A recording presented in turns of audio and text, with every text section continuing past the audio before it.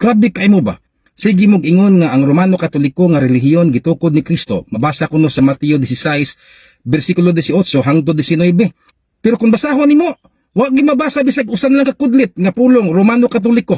Bisag Romano na lang, wa gyud mga kaigsuonan.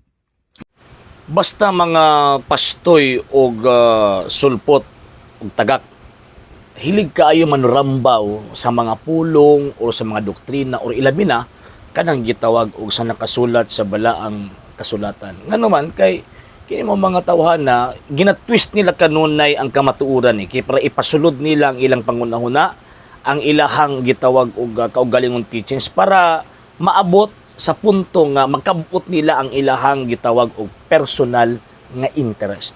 Para hiay ini nga to ang tawag ini nga amigo. Ipamugos gyud niya nga ang mga Katoliko nanudlo nga mabasa letra por letra St. Matthew chapter 16 verse 18 nga Romano Katoliko.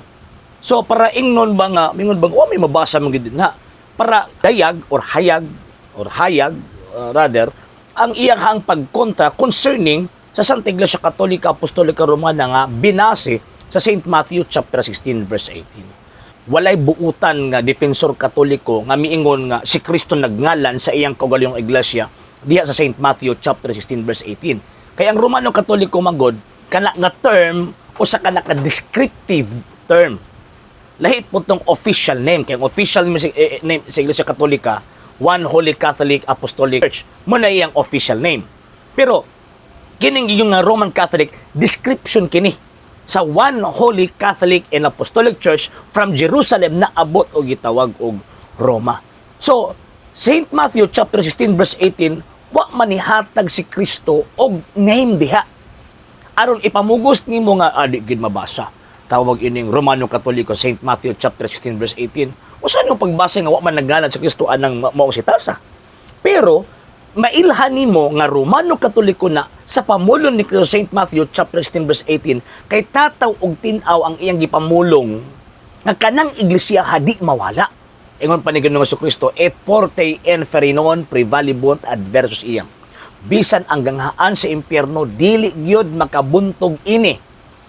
So from the time of the foundation until now, ang maong iglesia existido.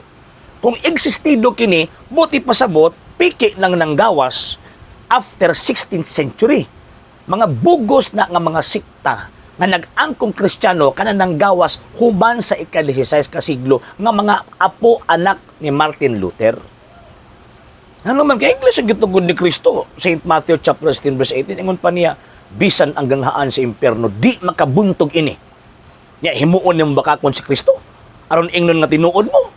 Di man bakakon ang Ginoong Jesucristo. Nya napay dugang St. Matthew chapter 28 verse 20 ingon pa ni Kristo, ako magauban kaninyo kanunay, sa English always, hangtod sa katapusan sa kalibutan. Buti pasabot walay gutlo sa segundo, minuto, oras, adlaw, simana, bulan, tuig nga muhunong siya sa iyang iglesia pag-uban. Karon, kung kanang pundok ninyo mo ni tinuod, so buti pasabot kasi giubanan ni Kristo gikan sa unang siglo hangtod sa ika-16 ka siglo. Nga wala pa man mo anang mga panahon na. So nahulog nga bakakon si Kristo kung tinuod mo. Apan di magid mahitabo nga mahimong tinuod mo. May mabakakon si Kristo kasi Kristo, St. John chapter 14 verse 6. Ingon pa niya, I am the way, the truth, and the life. So buti pasabot, ang Kristo mingon, ako magauban kaninyo kanunay hangtod sa katapusan sa kalibutan. Tinuod ni. Dili gyud ni tawag ining bakak. So ang butbuton kamo. Nga naman kay ang kun mong iya mong Kristo niya pagkauman ning buto lang nimo mura mog resultas lipak ba mura mga uhongan nanggaw sa lagkalit after sa 16th century. So buti pasabot bugos ng inyong pundok si Kristo dili bakakon. So karon kay di man nimo mabasa sa Biblia St. Matthew chapter 16 verse 8 nga ginganlan niya ang iyang iglesia kutob lang ba ka diha nga may di na tinuod tungod kay di nimo mabasa o di nimo makita. Daghang mga butang nga dili mabasa apan naglungtad o nagpahayag sa kamatuuran. O karon, ang mahitabo, kaya di man na magamit as ebidensya, asa man ang simbahan na karon. O man ang mubasa ng kasaysayan. Tan-awon na itong kasaysayan o asa na ng iglesia o kana nga iglesia mo ng simbahan Katoliko. Modawat ka man og sa dili. Mo nang kamo, sulpot og tagak. Biyayan ang inyong pundo kay, so ginoo ko maimperno mo diya.